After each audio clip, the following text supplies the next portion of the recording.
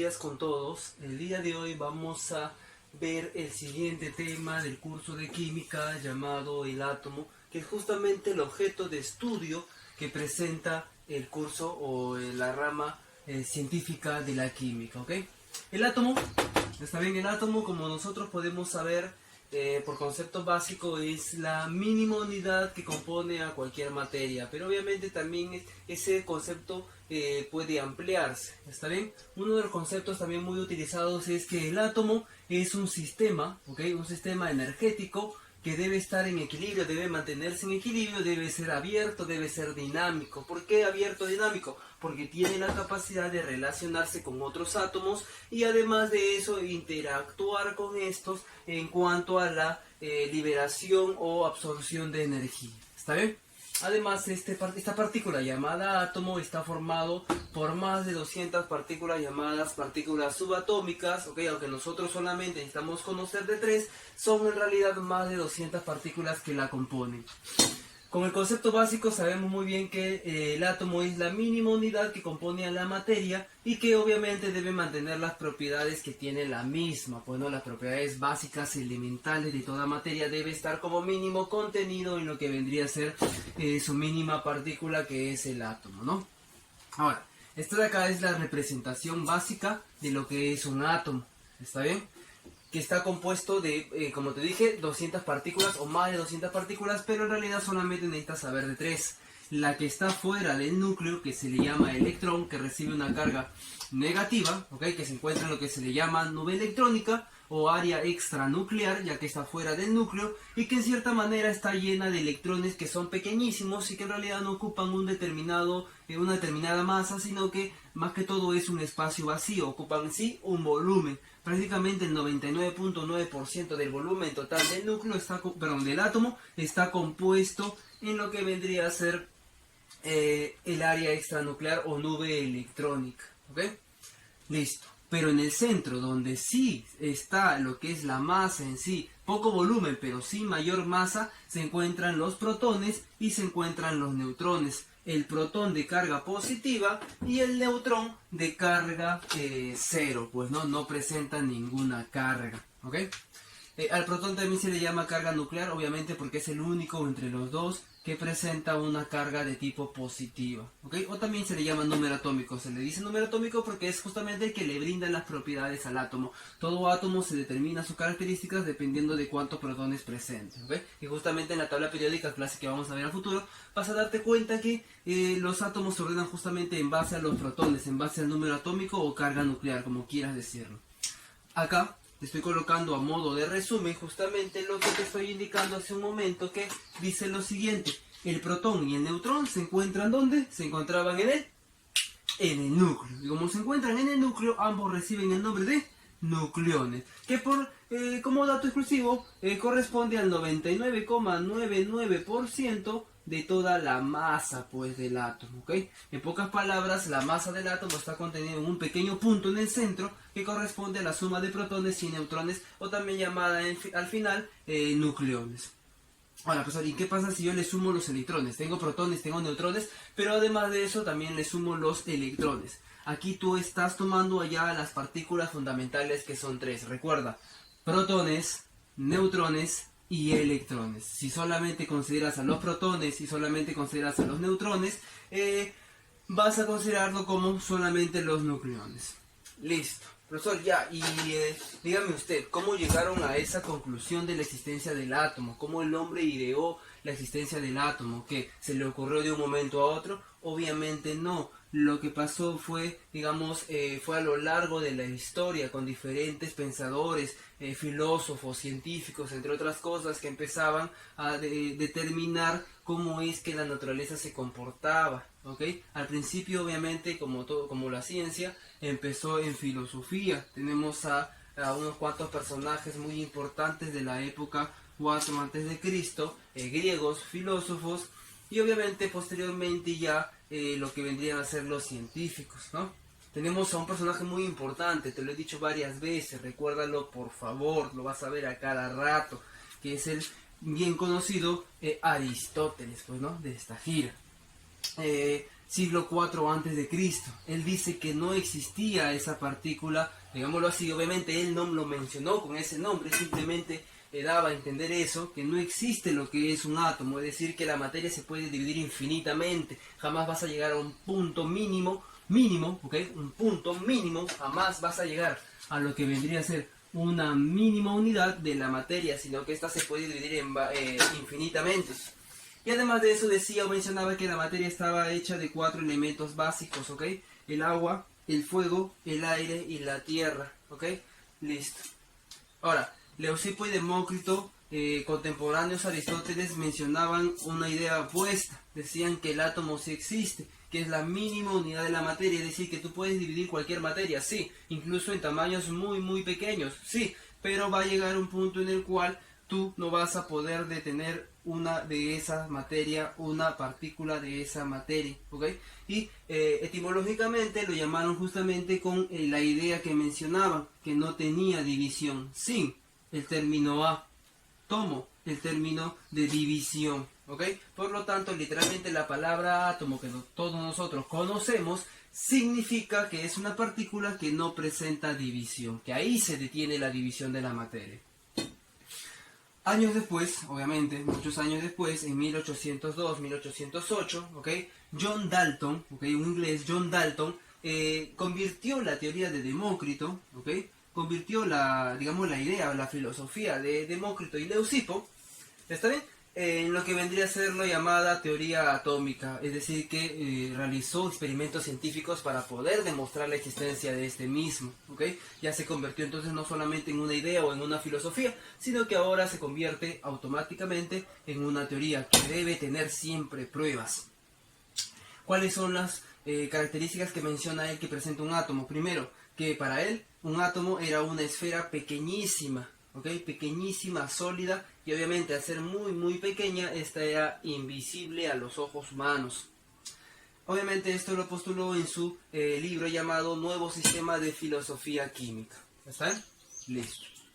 La segunda propiedad que presentaba, o característica que presentaba el átomo según John Dalton en su teoría atómica, es que dice que los átomos, o cada uno de los átomos, presentan las propiedades particulares de cada tipo de materia. Es decir, que si tú tienes una materia sólida, digamos de carbono, este átomo es exclusivo del carbono, sus características son exclusivas del carbono, y no vas a poder compararlo o decir que es igual el átomo, ¿ok? Igual a un átomo de azufre, a un átomo de hidrógeno, entre otros elementos, ¿ok? Entre otras materias. Así que cada materia tiene un tipo exclusivo de átomos, ¿ok?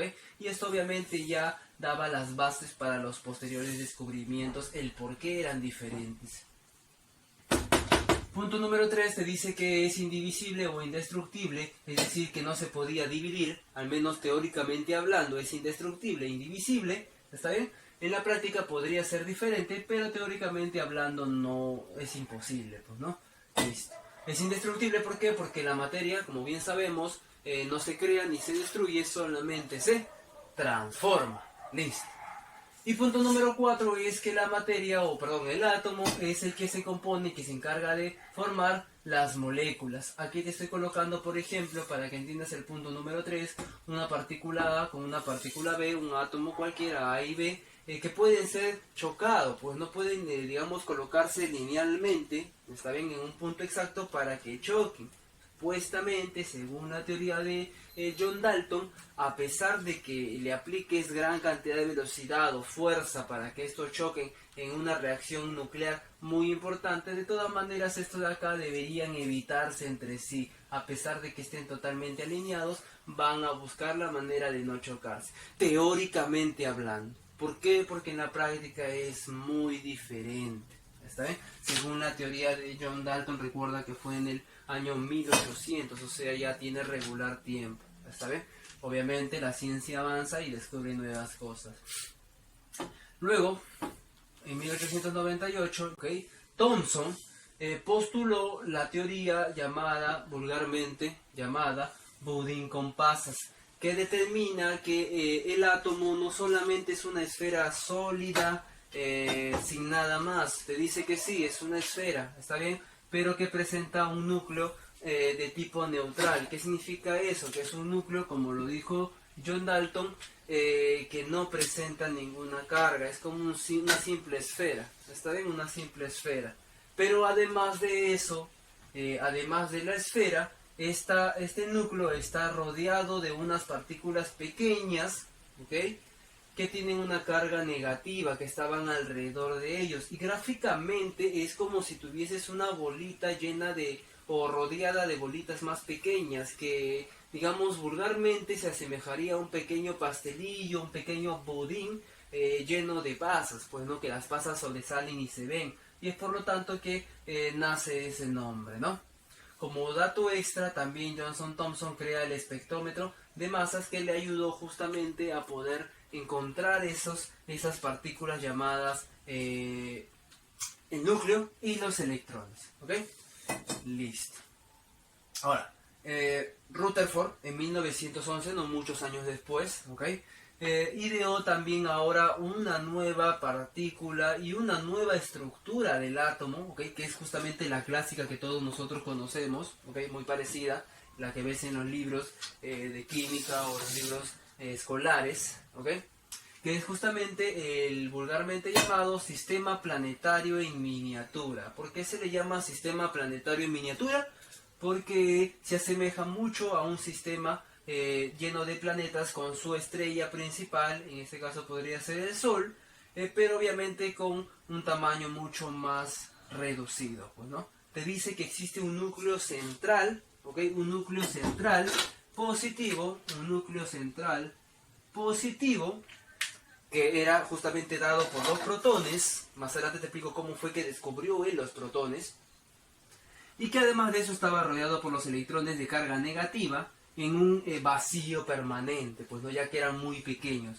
Y dime tú, ¿qué pasa cuando tú tienes el núcleo positivo y unas partículas negativas alrededor? Obviamente siempre se van a mantener, digamos, cercanos, ¿ok? Y es por eso que siempre los electrones van a rodear a ese núcleo. Profesor, ya, bacán.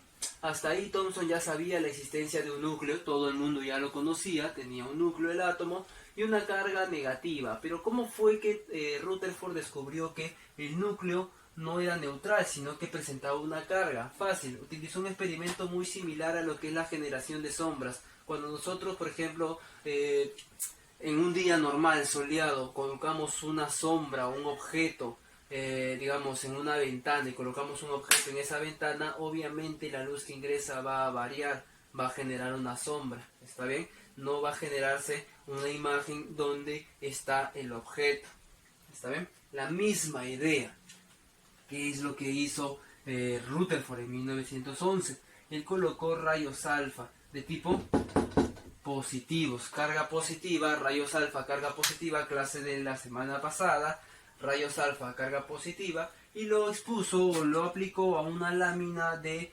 AU, que es el símbolo del elemento llamado oro, ¿ok? Y él supuso que el núcleo era de carga positiva, ¿ok? De carga positiva. Entonces él aplicó rayos alfa, que también tienen carga positiva, y por lógica, signos iguales, símbolos iguales, cargas iguales se van a repeler. En cuanto a química, física, las cargas positivas, perdón, las cargas iguales se repelen entre sí.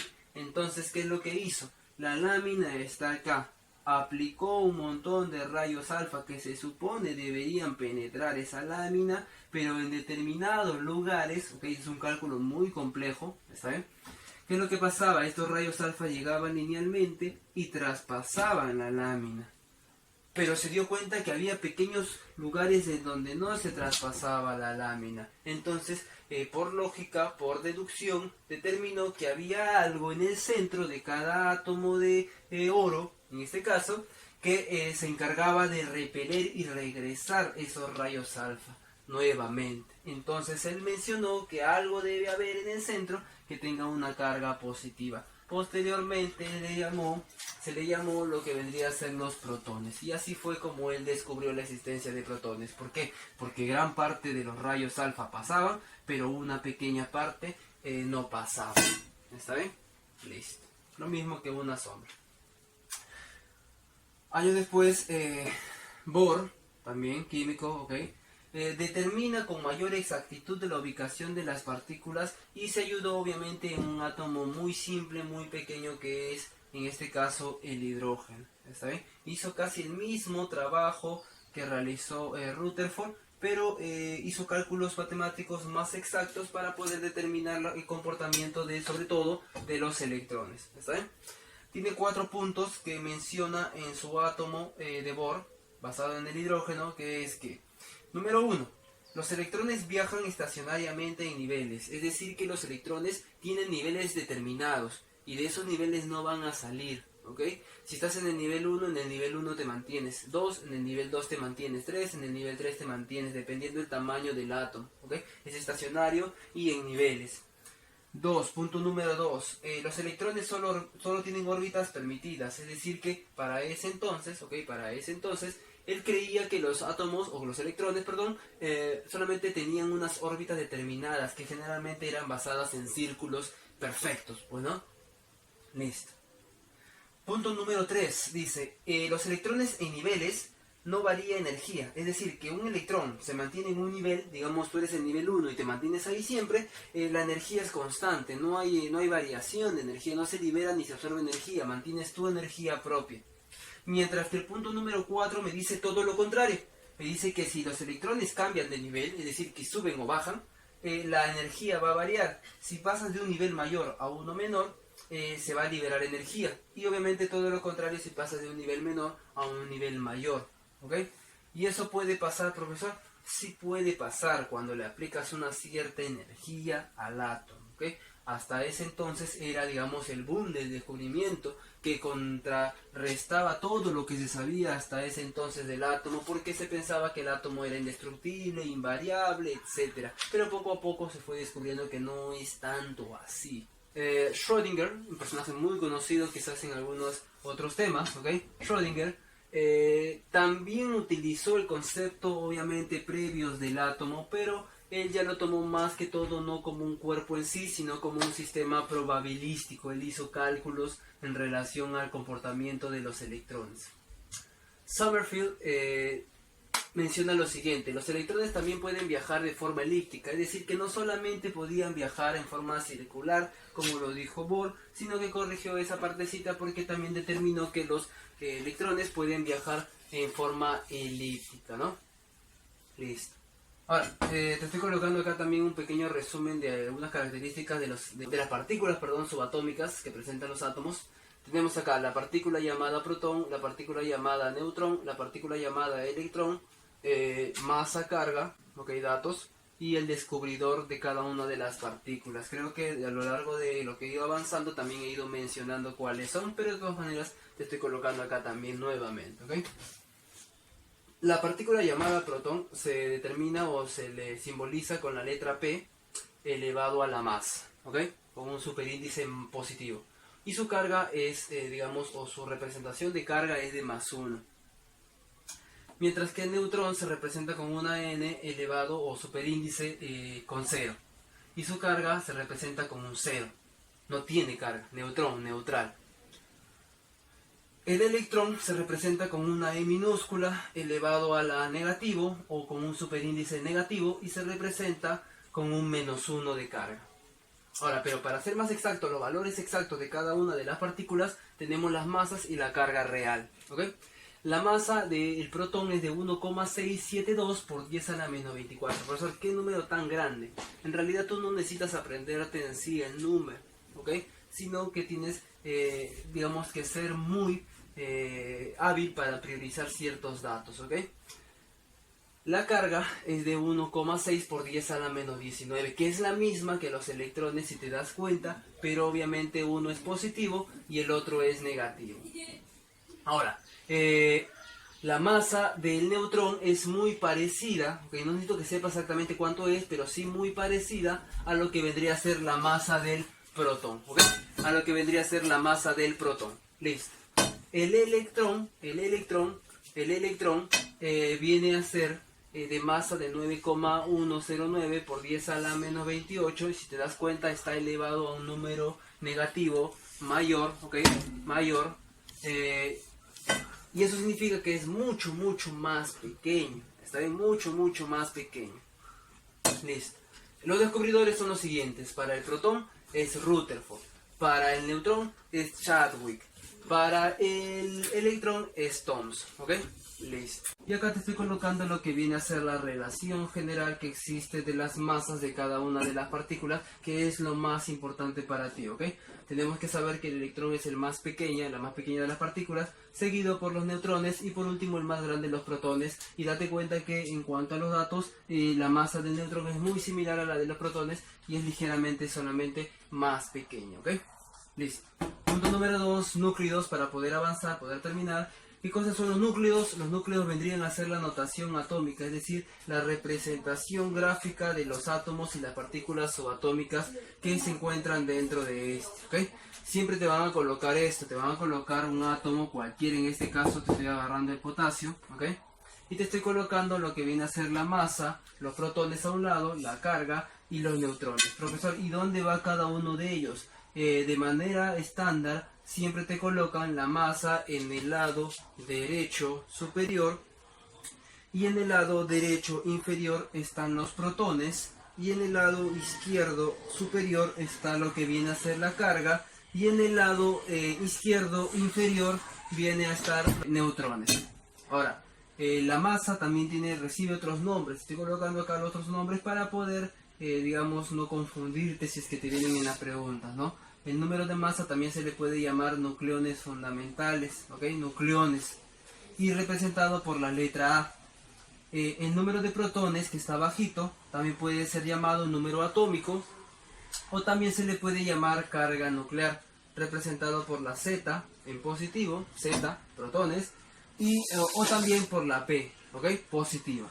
Recuerda eso, las cargas. Por el otro lado están los neutrones, están que viene a ser representado por la letra N elevado a la 0, recuerda eso. Y arriba está el número de carga que viene a estar representado por la letra Q, ¿ok? Y por favor no confundas la carga con la cantidad de electrones, no es lo mismo, ¿ok? No es lo mismo carga que electrones. La carga viene a ser la diferencia, la pérdida o ganancia de electrones que tú tienes, pero no los electrones totales, ¿ok? Es como si tuvieses 10 panes, que vendrían a ser tus electrones, y te quitan 2, que viene a ser menos 2 la carga, en este caso, ¿no? Que como ejemplo, carga la ganancia o pérdida que has tenido de esos 2 electrones. ¿Listo? Dos fórmulas básicas que debes recordar sí o sí para poder resolver los problemas, que lo vamos a ver posteriormente, es que la masa, la letra A, la masa, viene a ser igual a la suma, ¿ok? A la suma de las partículas que están en el núcleo, porque recuerda que el núcleo corresponde al 99,99% de la masa. Por lo tanto, para tú hallar la masa, necesitas sumar lo que esté en el núcleo. ¿Y qué está en el núcleo? Están los protones, que viene a ser mi Z, y está mi N, que viene a ser los neutrones, pues, ¿no? Entonces A, masa, es igual a Z más N, que viene a ser mis protones y neutrones. Profesor, ¿y por qué no le suman los electrones? Lo que pasa es que la masa de los electrones es tan pequeña que en realidad, porque te dije 99,9, entonces lo que resta sería 0,01, es tan insignificante y tan pequeña que en realidad no es necesario sumarlo. Está bien y se obvia. Profesor, ¿y cómo hallo el número de electrones entonces? El número de electrones tiene una fórmula que está basada en la carga, porque recuerda que hay ganancia o pérdida de carga en base a los electrones, y se menciona como Z menos carga. Profesor, ¿y qué tiene que ver Z ahí? ¿Por qué Z? Lo que pasa es que, lo vamos a ver más adelante, en cuanto a átomos que están neutros, basales, básicos, como quieras decirlo, se supone que las cargas para ser cero deben ser idénticas, es decir, que los electrones deben ser igual a los protones, pero ha habido ganancia o pérdida y es por eso que se le aumenta esta pequeña más, que es menos Q. Hay pérdida o ganancia de la carga, porque hay variación de la carga. Los electrones vienen a ser lo mismo que los protones siempre y cuando no haya carga, pero si hay carga le vas a aumentar a la fórmula es Z, te estoy colocando como un extra para que lo puedas reconocer, es el que le da, o los protones, es el que le da la identidad al átomo, es decir, las características. Si tú quieres saber qué átomo es, fíjate cuántos protones tiene, ¿ok? No la masa, no el volumen ni nada, sino cuántos protones o cuál es su número atómico. Ahora sí, para que me puedas entender esta fórmula de acá, te voy a aplicar lo que es la clasificación de cada átomo según la carga que presente o según la partícula que presenta, ¿ok?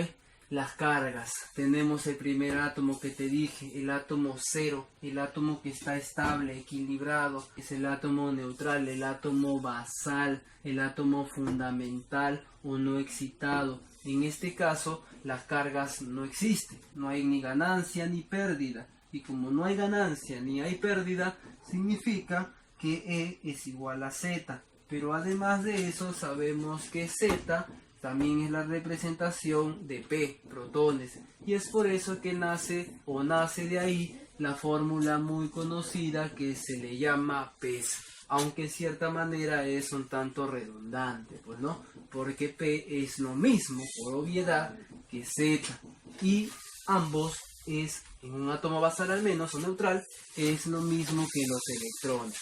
¿Y qué pasa si tiene ganancia o pérdida de electrones? Ahora se va a convertir en lo que viene a ser un ion, ¿ok? Un ion. Tenemos dos tipos de iones, ya que te he dicho ganancia o pérdida, por lo tanto tenemos el que gana.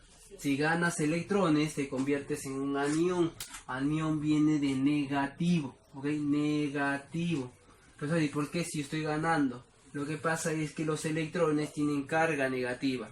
Y si tú ganas algo que tiene carga negativa, es lógico pensar que tú también recibes un valor extra negativo. Por lo tanto, tu carga es negativa. Mientras que los cationes existe una pérdida de electrones. Y si tú pierdes algo que es negativo por carga, entonces tu carga total se va a volver positiva. Si tú eres un anión, tienes carga negativa porque ganas electrones. Si tú eres un cation, tienes carga positiva porque pierdes electrones, ¿ok? Y te voy a colocar un ejemplo acá para poder resolver y me puedas entender esa partecita. Acá tenemos, mira, escúchame acá. Tenemos el átomo X con 17, ¿qué? Que era el 17 de abajo, derecha, inferior. Eran los protones. ¿Con cuánto de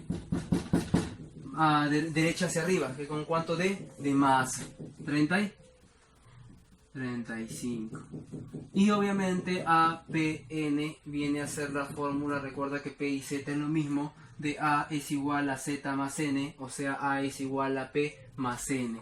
Y si yo quiero saber N, tengo que restar ambos, pues no. Listo, ¿cuánto sería entonces?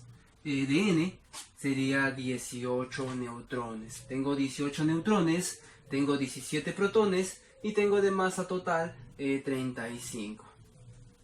Mi carga está en el lado izquierdo superior y acá está representado como mi carga de -1. En pocas palabras, si mi carga es negativa, yo vengo a ser un anión. Ya, y los electrones. ¿Cómo hallo los electrones? Los electrones se hallan por fórmula. ¿Qué debo utilizar? Mi Z. Se supone que mis electrones son Z, profesor. En un átomo basal son Z, sí. Pero ¿qué pasa? Ahora yo estoy ganando un electrón más. Entonces, si yo gano un electrón más y mi carga es negativa, significa que ya no tengo 17 electrones, sino que tengo uno más. Por fórmula, electrones es igual a 17, en este caso los protones, 17 menos -1. Menos por menos me da más, por lo tanto 17 más 1 me da 18. Y por concepto, si te estoy diciendo que he ganado un electrón más y tengo 17 en un estado basal, obviamente solamente por conceptos voy a tener también 18 electrones. En el caso de cationes pasa lo mismo, ¿ok? Acá tenemos un átomo de 20 protones. Tiene 20 protones, tiene 40 de masa, por lo tanto, por resta, tiene 20 neutrones. Y mi carga es de ¿cuánto? De +2. ¿Ok? Ahora, ¿cuántos electrones tiene un estado basal? Tiene 20. Pero ahora está perdiendo electrones. Recuerda que es un catión positivo, por lo tanto todo lo contrario, pierdo ahora. ¿Cuánto estoy perdiendo? Estoy perdiendo 2, por lo tanto ya no tengo 20. Ahora yo tengo 18 electrones. Por fórmula, electrones es igual a 20 en este caso, menos más 2. Menos por más es menos todavía, y por lo tanto sigue manteniendo la resta. Y es por eso que la fórmula debe ser tomada tal cual y no variarla, ¿ok? Debes recordar que siempre debes considerar con todo y signo la carga. Por eso está el signo. Listo. Esto de acá vamos a verlo constantemente. Problemas es muy fácil, en realidad no toman ni 10 segundos resolverlo. Si puedes practicar, ¿está bien? No te va a demorar nada en realidad poder determinar cada una de las partículas presentes aquí. Y listo, chicos, entonces vamos con el siguiente característico, la siguiente clasificación que existe de los átomos. Por el tipo de partículas. Tenemos los isótopos, o también llamados hílidos, tenemos los isóbaros, tenemos los isótonos y tenemos los isoelectrónicos, ¿ok? El isótopo o hílidos son aquellos que presentan igual número de protones, igual número de protones, isótopos con P de protones, tiene el mismo número Z, que viene a ser el mismo o la misma identidad del átomo, y como presenta la misma identidad del átomo, significa, por ende, que es el mismo átomo. Todos los isótopos corresponden al mismo átomo, solamente que están variados un poco, ¿ok? Acá tenemos a un átomo muy conocido que es el hidrógeno. Tiene 1, de protones, o sea que tiene el mismo número de protones, por lo tanto es isótopo. Pero si te das cuenta, lo demás puede variar. La masa ha variado. La primera masa es 1, la segunda masa es 2 y la tercera masa es 3. Y por ende también ha variado el número de neutrones, ¿ok? Es decir, que solamente va a mantener el número Z igual, pero lo demás va a variar. El primero, como conocimiento general, te tengo que decir que el primero viene a ser el llamado protio, el segundo viene a ser el llamado deuterio y el tercero viene a ser el llamado tritio, ¿ok? El primero es el más abundante. Los átomos que son isóbaros es cuando comparas dos átomos que presenten el mismo número de masa, pero no necesariamente el mismo número de protones y de neutrones, o sea, eso no importa. Lo que importa solamente es el número de masa. En este caso tenemos el calcio y el argón, ¿ok? Que tienen los dos ambos 40 de masa, pero el calcio tiene 20 de protones y el argón tiene 18 de protones, y por lo tanto va a tener el calcio 20 neutrones y el argón obviamente va a tener 22 neutrones, ¿ok? Eso no tiene nada que ver, no importa en realidad. Lo que importa a ti, lo que te va a importar a ti solamente es el número de masa. Si tiene masa igual es isóbaro. Entonces, en los ejercicios como yo me puedo valer de eso. Cuando te digan isóbaros vas a colocar en la parte superior derecha XX, pues porque es lo mismo. Si me dicen isótopos, voy a colocar también ahora en la parte inferior derecha XX, pues no, porque es lo mismo. Siguiente tipo de átomos comparativos, el isótono. Los isótonos, como su nombre lo dice, con N, ahora ya no isótopos, sino isótonos, con N de neutrones, van a mantener el mismo número de neutrones. Profesor, pero ahí yo no veo nada igual. Pero si te das cuenta, escúchame acá un ratito por favor, la resta te debe dar siempre lo mismo. Por ejemplo, tengo 14 de masa y 6 de protones, significa que la resta de estos de acá me debe dar lo mismo, pues, ¿no? Listo. Muy bien. Ahora 15 menos 7 también me debe dar lo mismo en cuanto a número de neutrones. Sorry, si me dicen un ejercicio de neutrones, pues XX en el lado izquierdo inferior, ¿ok? Porque son lo mismo.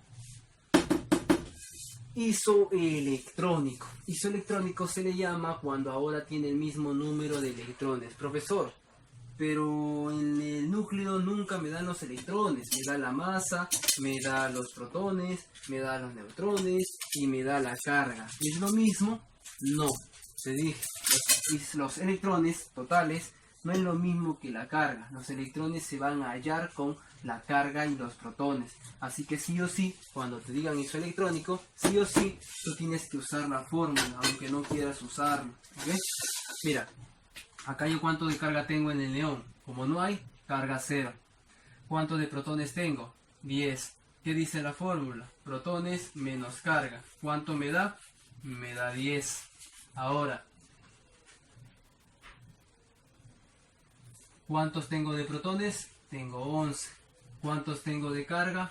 Más 1, pero debo restar. 11 menos más 1 también me da 10. Y como ambos me salen igual, la resta o suma o como quieras hacerlo, me sale lo mismo, automáticamente se dice que son de tipo isoelectrónicos, ¿ok? Así que ten bastante cuidado porque ese es el más complicado, digámoslo así, entre comillas, para poder calcular. Los otros tres se pueden, digamos, ver al ojo, pues, ¿no? Al ojo tú puedes determinar si son isóbaros, si son isótonos, si son isótopos, con la práctica misma. Esta partecita de acá la repasas bastante, ¿ok? No quiero que te confundas, profesor. Cuando me dicen que son isótopos y son isóbaros a la vez, o me dice que son isoelectrónicos e isótopos con otro átomo, vas a comparar tres átomos. En pocas palabras, mira, te dicen lo siguiente: tengo tres átomos y me dicen que X y Z son isótopos. Si son isótopos, le coloco por este lado la misma letra. No sé cuánto, si es que no te dice, normal, pones la misma letra. ¿Por qué? Porque son isótopos ahí. Y te dice que Z y Y son isótonos, entonces le colocas la misma letra en el otro lado. Ese tipo de problema vas a ver constantemente, donde te dicen, te relacionan a tres átomos y te dicen lo siguiente. ¿Por qué? Porque quizás te dan el número de masa y te dicen que tiene, no sé, 20 protones. Y obviamente ahí ya tienes, pues por la primera fórmula, ya tienes cuánto es la masa, ya tienes cuántos son los protones, por lo tanto ya tienes N y quizás te pidan este, pues. ¿No? Bueno, jóvenes, entonces eso sería todo en cuanto a la clase de átomo, ¿ok? Espero que tengan un buen fin de semana.